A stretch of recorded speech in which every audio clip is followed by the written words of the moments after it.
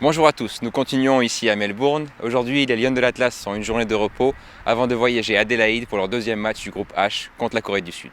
Entre temps, si vous permettez, je vais reprendre mes séances d'entraînement et ensuite aller interviewer son Excellence, Madame Zeilachi, ambassadeur du Maroc en Australie. Venez avec moi.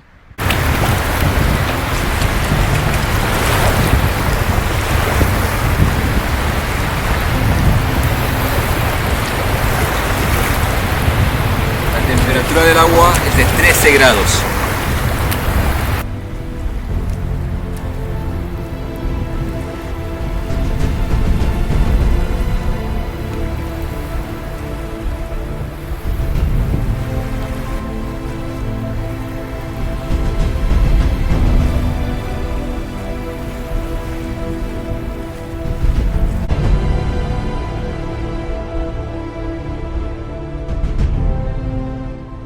Bonjour Votre Excellence, merci de nous recevoir en Australie. Donc je suis ravi d'être ici parmi vous pour la Coupe du Monde féminine et je sais que vous êtes là depuis 18 mois. Pouvez-vous nous dire un peu comment était votre arrivée et comment vous voyez un peu l'Australie? Écoutez, je pense que comme vous, lorsque vous êtes arrivé ici, vous vous êtes rendu compte de l'éloignement. L'Australie se trouve à l'autre bout du monde et c'est vrai que la distance n'est pas toujours facile à vivre, mais je dois dire que j'ai de la chance d'être dans un pays qui est extraordinaire, un pays magnifique, un peuple très accueillant,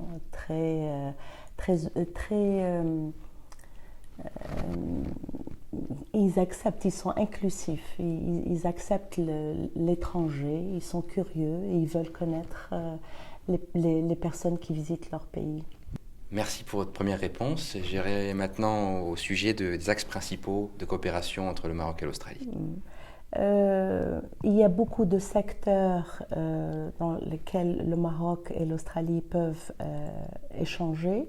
Ce que j'ai constaté en arrivant ici, c'est que pour les échanges dans le secteur de l'agri-tech et agribusiness, je dois vous rappeler aussi que M. Arnouch a visité l'Australie en 2018 lorsqu'il était ministre de l'Agriculture et grâce à cette visite, on a pu lancer des échanges avec des compagnies australiennes qui se trouvent au Maroc en ce moment. Nous avons les mines, nous avons l'agriculture, l'Australie importe les sardines marocaines en boîte et nous espérons aussi les phosphates et également la coopération interuniversitaire. Je pense que c'est un secteur qui est porteur et qui aura de l'avenir. D'accord, je vous remercie. Et comment est perçu le Maroc, on va dire, ici en Australie? Le Maroc est perçu comme étant une destination exotique. C'est un pays qui est coloré. Les Marocains, ce sont des personnes chaleureuses, accueillantes et bien sûr, on mange très bien au Maroc. Mais ce que nous devons aussi démontrer aux Australiens, c'est que le Maroc a plus à offrir. Le Maroc peut être un partenaire économique de l'Australie, un accompagnateur pour les sociétés australiennes en Afrique et c'est ce qu'on essaye de leur démontrer à chaque fois que nous avons l'occasion. Je comprends. Donc la coopération, on va dire Maroc-Australie, a le vent en poupe et on espère que ça continuera ainsi. Pour ce qui est donc du sujet de la Coupe du Monde, c'est ce qui nous a réunis. On a vu donc une forte mobilisation de la communauté marocaine pour recevoir les Lions de l'Atlas. Je félicite donc toute l'équipe d'ambassade et bien sûr Votre Excellence pour vos efforts fournis et déployés. Comment voyez-vous donc l'engouement des Marocains pour cette participation à une Coupe du Monde? Je pense que l'engouement, elle est arabe, parce qu'il y a une forte communauté arabe ici en Australie. Mais, alhamdoulilah, j'ai constaté que les Marocains, on est arrivé à à les mobiliser. Comme vous l'avez constaté, ils sont présents, on a organisé une petite fête pour la communauté marocaine ici à Melbourne, mais également il y a des Marocains qui sont venus de Brisbane et d'autres villes, beaucoup de Marocains qui sont venus d'Europe et d'Amérique aussi, et j'ai été ravie de voir cette synergie, cette passion pour le foot et cette unité et vraiment de se sentir fier d'être marocain. Une autre question que j'avais, qui a un rapport bien entendu avec cette Coupe du Monde, c'est la perception maintenant de la femme marocaine ici en Australie.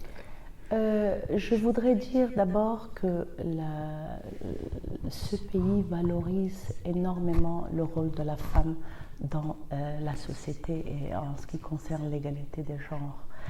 Et je peux illustrer ça à travers la diplomatie australienne est dirigée par une femme, la chambre haute est présidée par une femme, et 5 des 6 États fédérés australiens ont des gouverneurs qui sont des femmes également.